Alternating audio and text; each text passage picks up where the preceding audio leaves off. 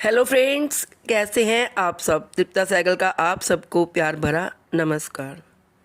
Friends, Mahabharat की द्रौपदी एक सुंदर नारी होने के साथ साथ साहसी और निर्भीक भी थी। द्रौपदी महाभारत की एक प्रमुख पात्र है जो अपने अद्वितीय गुणों के लिए जानी जाती है। उसमें बहुत से गुण थे।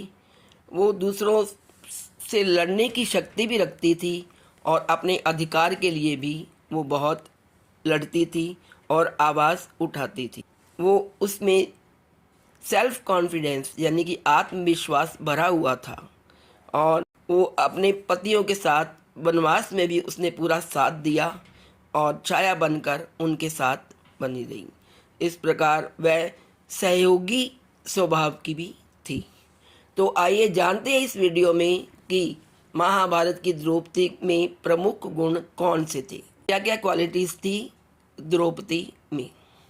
नंबर 1, अद्वितीय सौंदर्य। द्रौपदी का वर्ण श्यामल था, लेकिन वो बहुत सुंदर थी, जिसके कारण उन्हें कृष्णा भी कहा जाता था।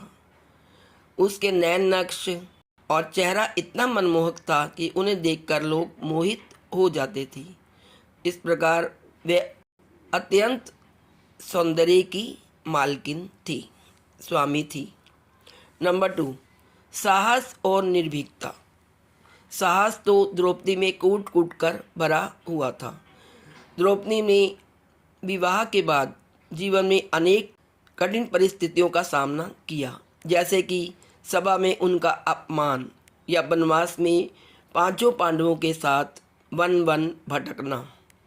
और इन सब परिस्थितियों में उन्होंने साहसपूर्वक अन्याय के खिलाफ आवाज़ भी उठाई और न्याय की मांग भी की और वह पांडवों का साथ देने में जरा भी नहीं घबराई। अपना साहस का परिचय देकर हमेशा अपने 5 पतियों के साथ सहयोग किया।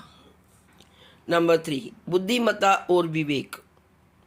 द्रौपदी न केवल भावुक थी बल्कि अत्यंत बुद्धिमान भी थी। उन्हें नृत्य, गायन, पाक कला, राजनीति और समाज शास्त्र जैसे विषयों का पूर्ण ज्ञान था, जो उन्हें एक बहुमुखी व्यक्तित्व बनाता है। वो हर काम बुद्धि से लेती थी और विवेक से काम करती थी। नेक्स्ट है दोस्तों 4th नंबर पे पातिव्रत्य और समर्पण की भावना।